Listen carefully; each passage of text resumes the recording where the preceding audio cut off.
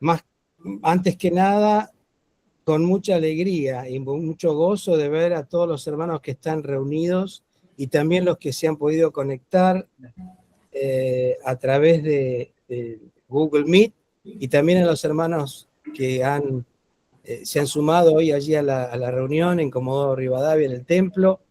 Muy, muy contentos por estar y por poder utilizar estas herramientas que nos da la tecnología para poder compartir la palabra y para estar despidiendo juntos un año más y esperando un año que viene. Gracias a Dios por todos los testimonios que algunos hemos escuchado un poquito más nítidamente, otros por problemas del audio no lo pudimos escuchar del todo, pero gracias porque quien más, quien menos, nos podemos sumar en conjunto como familia a la gratitud del Señor. Ahora bien, quería preguntarles, ¿qué acabamos de festejar nosotros estos días? Navidad. Navidad.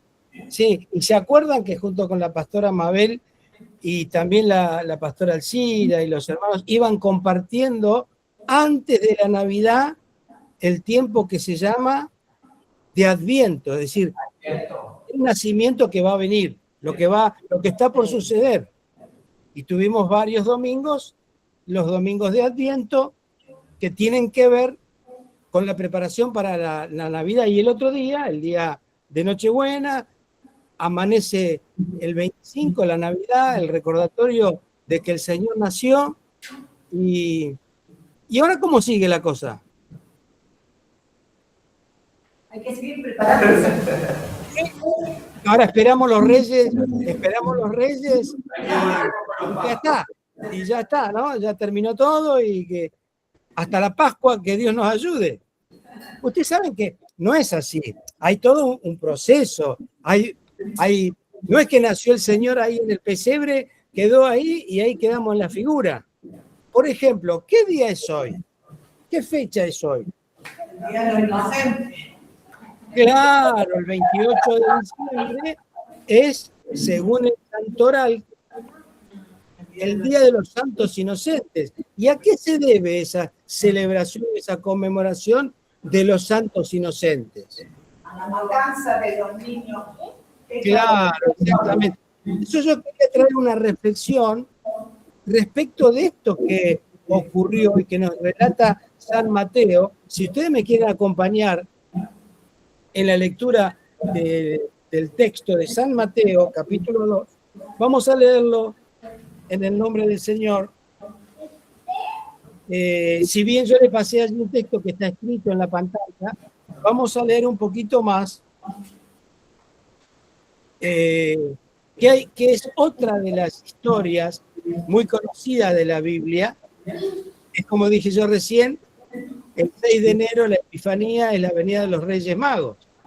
Bueno, en realidad la Biblia no habla de los reyes, habla de los sabios, pero eso va a ser para otro momento. Vamos a leer capítulo 2 de San Mateo, que dice así: Cuando Jesús nació en Belén de Judea, en los días del rey Herodes, llegaron del oriente a Jerusalén unos sabios preguntando: ¿dónde está el rey de los judíos que ha nacido? Pues su estrella hemos visto en el oriente y venimos a adorarlo. Al oír esto, el rey Herodes se turbó y todo Jerusalén con él. Y habiendo convocado a todos los principales sacerdotes y escribas del pueblo, les preguntó: ¿dónde había de nacer el Cristo? Y ellos le respondieron: en Belén de Judea, porque así fue escrito por el profeta.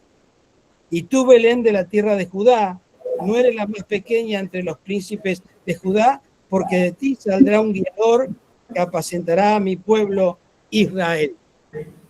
Entonces Herodes llamó en secreto a los sabios y se cercioró del tiempo exacto en que había aparecido la estrella. Y enviándolos a Belén le dijo: id allá y averiguad con diligencia acerca del niño, y cuando lo halléis, hacedmelo saber para que yo vaya también a adorarlo. Ellos, habiendo ido al rey, se fueron. Y la estrella que habían visto en el oriente iba delante de ellos hasta que, llegando, se detuvo sobre donde estaba el niño. Al ver la estrella, se regocijaron con muy grande gozo. Al entrar en la casa, fíjense que no es en el pesebre, es en la casa, vieron al niño con María, su madre, y postraron y lo adoraron. Luego, abriendo sus tesoros, le ofrecieron presentes, oro, incienso y mirra. Pero siendo avisados por revelación en sueños que no venían, regresaron a su tierra por otro camino. Después que partieron ellos, un ángel del Señor apareció en sueños a José y le dijo: levántate, toma al niño y a su madre y huye a Egipto. Permanece allá hasta que yo te diga, porque acontecerá que Herodes buscará al niño para matarlo. Entonces él, despertando, tomó de noche al niño y a su madre y se fue a Egipto. Y estuvo allí hasta la muerte de Herodes, para que se cumpliera lo que dijo el Señor por medio del profeta, cuando dijo: de Egipto llamé a mi hijo. Y a partir de allí está el relato que Herodes mandó a matar a todos los niños de 2 años o menos, que era el tiempo que calculaba que había nacido el niño Jesús. Estamos en un tiempo de Adviento y Navidad que todavía no tenemos que abandonar ni esa celebración ni esa conmemoración, porque en realidad, cuando el anuncio fue: os doy buenas de gran gozo, que os ha nacido hoy en Belén de Judá un Salvador que será para alegría de todo el pueblo, ustedes saben que no fue para alegría de todos. Justamente uno de los que no se alegró cuando se enteró fue Herodes, que era el tirano, el rey Herodes, que dependía del gobierno romano, pero que se vio turbado o se vio presionado porque alguien lo iba a poder reemplazar. Era un hombre malvado, sanguinario, que no toleraba ninguna sombra sobre su gobierno y su poder. Inmediatamente hizo un ardid para poder descubrir y poder matar al niño. Ahora, fíjense cómo son las circunstancias y cómo Dios obra su soberanía para que sus propósitos se cumplan. Quiero llamar la atención de ustedes sobre José, el papá terrenal de Jesús, que tuvo que también tener una revelación del ángel, porque cuando él se enteró que María estaba embarazada, quiso dejarla en secreto para no infamarla, pero era obvio, estaba comprometido, ellos no habían tenido relaciones y sin embargo su mujer estaba embarazada. Así que él tiene una revelación de parte del Señor diciendo: no temas en recibir a María, porque lo que hay engendrado en ella es obra del Espíritu Santo. Pero aún así José tuvo que asumir y tragar un trago amargo por recibir en realidad un niño que no era suyo. Entonces, muchas veces nosotros leemos las historias bíblicas, las romantizamos, pero muy pocas veces nos ponemos en el lugar verdaderamente del personaje bíblico, como en el caso de José. Muy tranquilamente ahora, el niño había nacido, ¿se acuerdan que tuvo que irse de Nazaret porque vivía en Nazaret, en Galilea? Se fueron a empadronar con su mujer de 8 meses, con el burrito, que todos conocemos la historia, y llegan a Belén y no hay lugar para ellos en el mesón, y logran encontrar un pesebre, un corral de animales, que tampoco hay que ponerle el romanticismo como nosotros le ponemos la lucecita, las estrellas. Era un lugar maloliente, era un lugar que ninguno de ustedes, ni nosotros, ni nadie hubiera querido tener una criatura en ese lugar. Así que fíjense también cómo se trataba el tema personal y la dignidad de José, viéndose entre la espada y la pared y no poder hacer nada porque el niño venía, María daba luz y había que ser partero. ¿Y quién fue partero? José. Y ese tuvo que acostumbrar a ser un participante secundario, terciario de la historia, porque en realidad de José, ya después de esto no se habló más. Se habla de María, obviamente, y se habla del niño Jesús, el Salvador. Pero no termina todo allí. Cuando Herodes manda a matar a los bebés nacidos de 2 años a la cuenta de cuando habían estado los magos, o los reyes, o los sabios, otra revelación le aparece a José. Y le dice el ángel, toma al niño y a tu mujer y huye a Egipto, porque Herodes va a tratar de matar a Jesús. Y tranquilamente José podría haber dicho, bueno, Señor, paremos un poco con todo esto. ¿Qué es la revelación? ¿Qué es el engendro del Espíritu Santo? ¿Qué esto? ¿Qué lo otro? Siempre tengo que andar huyendo.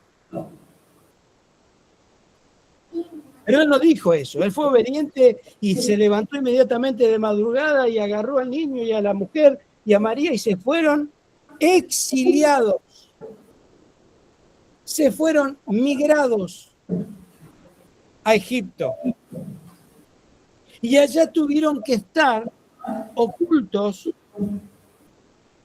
un determinado tiempo que la Biblia no dice cuánto tiempo fue, pero en obediencia a la palabra de Dios, él se quedó allí en Egipto para luego volver. Y cuando vuelve, enterado que había muerto Herodes, no se anima a volver a Judá, sino que vuelven a Galilea, a Nazaret, uno de los lugares menos importantes y muy mal vistos, porque era un lugar de gentiles, mezcla de gentes.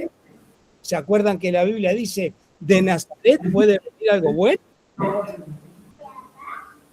Como siempre digo, ¿cuál sería el barrio donde usted vive el que menos fama tiene de buen barrio? ¿Cuál sería el barrio más peligroso hoy en Comodoro, en Gastre, en Río Grande, en donde estemos? ¿Cuál sería el lugar de menos categoría? Bueno, ahí fue a vivir Jesús. Hoy nosotros estamos frente a una gran pandemia mundial que no es precisamente la pandemia de enfermedades, sino es la pandemia de las migraciones. Hay miles y millones de personas en el mundo que tienen que dejar su tierra, que tienen que dejar su patria, que tienen que dejar sus bienes, porque hay un Herodes llamado pobreza, que hay un Herodes llamando guerra, que hay un Herodes llamando grandes malarias y hambrunas, y que la gente busca un mejor lugar donde vivir. Tenemos países hermanos, como los venezolanos, los colombianos, Bolivia, Perú, que han venido a nuestra patria Argentina porque han migrado de sus lugares. Estados Unidos ha tenido una política totalmente de expulsión de los migrantes. En lugar de la tierra prometida, según ellos, que era América, y muchos pueblos circundantes buscan el poder estar en Estados Unidos para tener el sueño americano, hoy están siendo perseguidos y deportados, y muchas familias separadas, porque les quedan los niños por un lado y las familias son deportadas a sus pueblos originarios. Entonces, nosotros tenemos a un Señor, a un Salvador, a un Mesías que por sobre todas las cosas, primero que nada fue un migrante. No nació en donde estaba, tuvo que ir a Belén. Nació en Belén y se tuvo que ir a Egipto.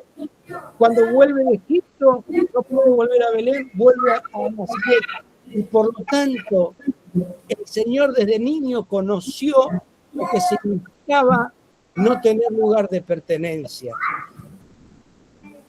Y hoy en día nosotros tenemos que poner el foco en todas estas circunstancias de personas, de familias. Fíjense ustedes, si se toman un momento para reflexionar en los testimonios que cada uno de ustedes han podido dar durante esta mañana en cuanto al agradecimiento por la familia, en cuanto al agradecimiento por este año que ha transcurrido, por los hijos, por la esposa, por los nietos, por el esposo, por el trabajo, por las oraciones contestadas. ¿Qué gran lugar ocupa el lugar de pertenencia? ¿Qué gran lugar ocupa el lugar de la familia? Que es tan importante para nosotros los latinos, el tema de la pertenencia, el tema de la familia. Por eso la iglesia del Señor, en esta Navidad que estamos celebrando y en estos acontecimientos, no debemos perder de vista la situación de miles y miles de personas en el mundo que no tienen lugar donde pertenecer, no tienen un lugar donde echar raíces, porque en realidad han tenido que dejar su patria, su lugar natal. Y por supuesto están llenos de añoranzas, de nostalgia, de querer volver un día al lugar de donde pertenecen. ¿Qué le puede dar la iglesia? ¿Qué le podemos dar nosotros como familia de la fe? Bueno, justamente un lugar de acogida, un lugar de recibimiento, un lugar que entienda la situación por lo que están atravesando estas personas que no tienen su patria, que no tienen su tierra y que han tenido que cortar los vínculos de familia y de hermandad. La cultura que hoy nos impera, ese gran Herodes que sería el mercado, el mundo, la sociedad consumista, póngale usted todo lo que quiera a esta figura bíblica que nosotros la vemos a través de Herodes, quien era el que perseguía para aniquilar al Salvador del mundo. ¿Qué es lo que no nos está haciendo ver hoy al otro que no tiene pertenencia?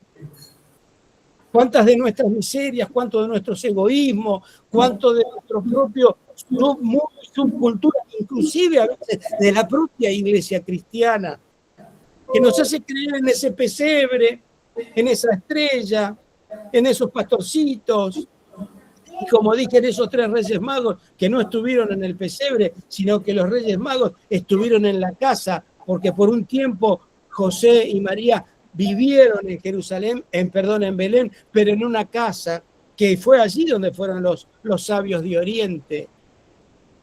Entonces debemos tomarnos un tiempo justamente en este punto de fin de año, de reflexión, no solo de agradecimiento por lo vivido, por lo recibido y los desafíos que vienen por delante, sino verdaderamente, Señor, si hoy nosotros logramos comprender la magnitud de lo que se le pidió, por ejemplo, a este José de Arimatea, que tenía que ceder una y otra vez sus derechos, su dignidad, su posicionamiento por beneficio de su esposa y de este bebé que había venido al mundo para salvar al mundo. ¿Se imagina usted si José hubiera desobedecido la voz de Dios? ¿Se imagina usted si José no solo no hubiera querido aceptar a María, sino que tampoco hubiera ido a empadronarse y tampoco hubiera querido obedecer la revelación para escapar porque el rey Herodes mandaba matar al niño? ¿De qué estaríamos nosotros hoy celebrando, festejando? Y sin embargo, un personaje que se terminó diluyendo en la historia de la Sagrada Familia y de las Sagradas Escrituras fue tan importante para que Dios pueda cumplir sus propósitos en la salvación de la humanidad.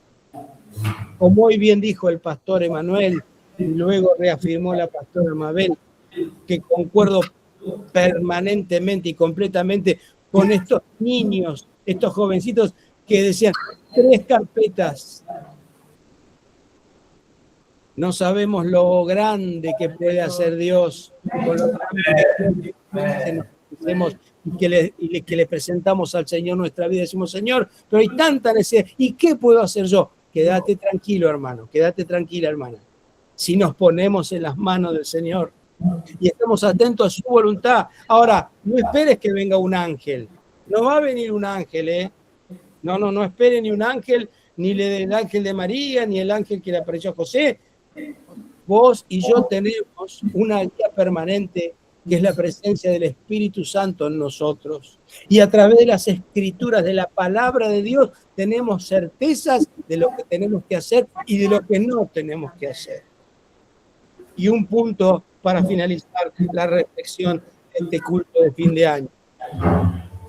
Más allá de los asientos vacíos, que están los nuestros porque estamos de viaje, que están los hermanos como está la hermana que estaba enferma, otros hermanos que se han ido de vacaciones, hagamos un punto de reflexión por las sillas vacías de aquellos hermanos que hoy están lastimados, que hoy están heridos, que hoy están tristes, que no se pueden sumar a nuestra comunidad por H o por B o por circunstancias a pesar, y muchas veces que nosotros mismos pudimos haber generado, de distanciamientos, de disconformidades, de diferencias.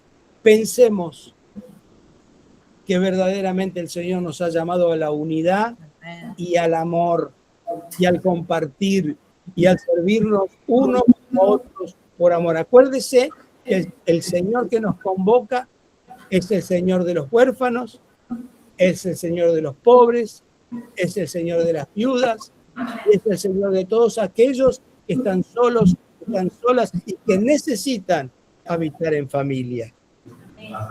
El Señor nos ayude a no solo finalizar este año con gratitud, sino a enfocarnos, a poner manos a la obra para el nuevo año que comienza, para que desde donde nos llame el Señor y nos haga útiles en su servicio, podamos decir, como hizo José, una obediencia y una sumisión a la voluntad del Señor que trajo frutos de salvación para la humanidad.